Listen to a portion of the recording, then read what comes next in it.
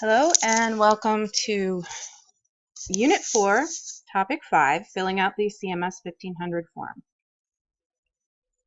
What we're going to do is take our information, it's over here on the left side, and apply it to our information required on our CMS 1500 form. Now this has already been filled out for you. Please understand that this document cannot be used for actual submission. All of this information has been made up. It is completely bogus. Also, this is the form from the CMS website, but you'll note that it says sample across the middle. So there's the disclaimer. This actual document cannot be submitted for payment. All right. Now, if you'll notice, our patient information here is Kirsten Milk. Her insurance company is Green Cross Green Shield of Florida. And in this case, we have a company, a business working in Washington. So we will be sending it to the local box of the Green Cross Green Shield. This is similar to your Blue Cross Blue Shield in the regular world. So we start with block 1. Block 1, we would select the group health insurance and include our ID number in block 1A, which is this ID number here. Her last name and then first name, you'll notice this is all capitals with no punctuation. If there were a middle initial, it would go here. Her date of birth goes in block 3. Gender goes in the same block. This is whatever gender is on file with the insurance company, to be clear. Some payers will want the insured name to say self. Some will want the patient's name again if the patient is self-insured or is the actual insured on the policy. Block 5 is the patient's address, including city, zip, state, and telephone number. We've created a bogus number here again. Usually block 7 will just say self if it's the patient's information, or in some cases that might read same. You'll have to check with your payer as to the specifics of how they want that. I believe Medicare says same. Block 6 is particularly important because this is the relationship of the patient to the insured. If the patient is the insured, then you would mark self. Obviously, if the insured is the person carrying the policy and the patient is a dependent, if they are married, then you would mark spouse. If it is a child, you would mark child. If it is any other version of that, you would mark other. This could be in the case of legal guardians, although those are usually dependents, or in the case of liability insurance like workers' compensation. Block 9 would be filled out if there were another insured information, as in a secondary. You'll notice that our patient here has no secondary insurance marked, so we would leave this blank. There is no policy group number, and in this case our payer wants this date of birth left blank because the patient is self-insured. If someone else were paying for this, as in a spouse, let's just say Kirsten's husband or wife, this population here would be the wife or husband's information. Block 10 is particularly important in that this is a block indicating liability. Because this is a health insurance case, we see that here because of the diagnosis code, which is diabetes, and a recheck for the diabetes, then those are not because of workers' compensation, automobile accidents, or other slip and fall type accidents. Therefore, this would go strictly to the healthcare carrier unless otherwise noted in the file somewhere. Blocks 12 and 13 are the signature on file, essentially, for after registration of the patient to indicate that the patient has agreed to assign benefits to the provider in order to get paid.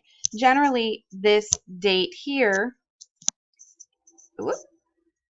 this date is the one indicated on the registration paperwork. Different billing systems will change this to the date of service, and different payers may have different opinions on what this date should be. Again, we don't have a date of the current illness as it's not pertinent for a Green Cross or Green Shield. If this were a workers' compensation or automobile injury, or if this were a pregnancy,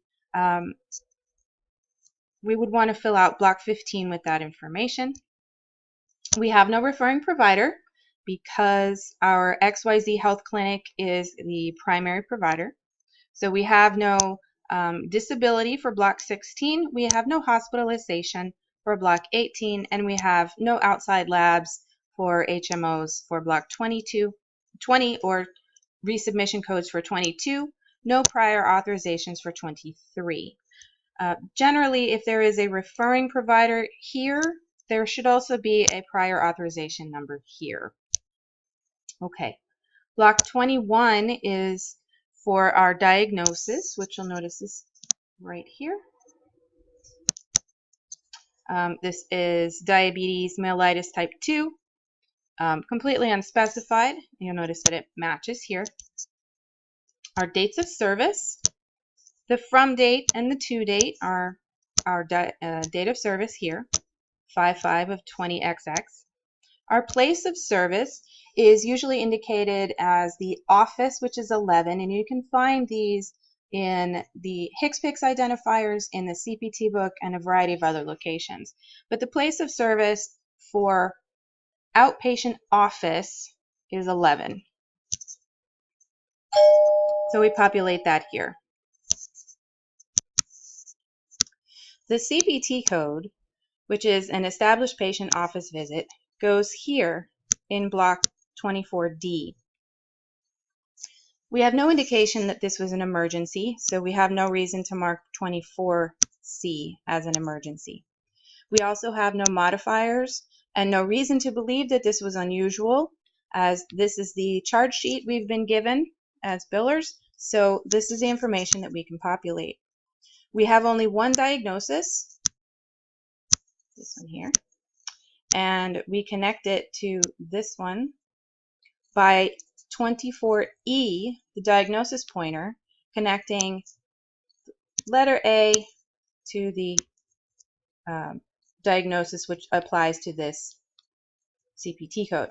If we had multiple diagnosis codes, or we had multiple line item CPT codes or HCPCS codes, we would make sure that each diagnosis code belongs to at least one CPT code here, and that each CPT or HCPCS code has at least one diagnosis.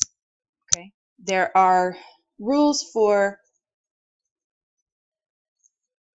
sequencing and aligning diagnosis codes to CPT codes. Those generally are coding issues and are outside the scope of this conversation right now. We have charges of $58, which go in block 24F. And it was only one day, so we have one unit. There was no family planning done here, and we have no EPSDT, which is a well check for children. So we would leave this blank. We would mark nothing here. And this NPI number is the rendering provider for Dr. Yuko Good Doc.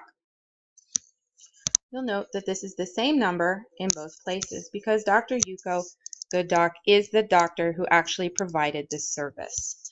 Now, as we move down, block 25 is the federal tax ID number for the clinic, which will then pay Dr. Good Doc. So you notice it's up here. We do not include the hyphen unless our payer particularly tells us to do so. In some cases, Medicare will ask you to do that, but our Green Cross says not to. The patient's account number is an internal number usually generated by the computer system or practice management system. In this case, again, completely fabricated. The accept assignment box in 27, this is essentially asking whether Dr. Yuko Gooddock is a participating provider and accepts the assignment or accepts payment as it extends to her contract with Green Cross Green Shield. So we would say yes here because she is a provider, and that would be information you would know from your clinic. Your total charge is put here. Now, our patient has paid $25 copay in cash, so we would put that amount paid. Then block 30 is left blank. Once upon a time, this would have been filled out with the remaining from the difference between the total charge and the amount paid, but it is now left blank. And 31 is the box where Dr. Gooddock would sign. Very often this is populated with an electronic signature or a signature on file notation. Since the service location is the same as our health clinic payment location, this 32 box would be left blank. If Dr. Gooddock had seen patient milk in the hospital or in another location like a surgery center, then this block would have been populated with the address of the surgery center or the hospital instead. The billing information then in block 30 is where we expect to get our payments sent. So it is the clinic information that matches to the tax ID number and the group NPI number right here. Okay, this would be the clinic information you're given, including the phone number and the mailing address. This concludes the CMS 1500. Thank you for listening.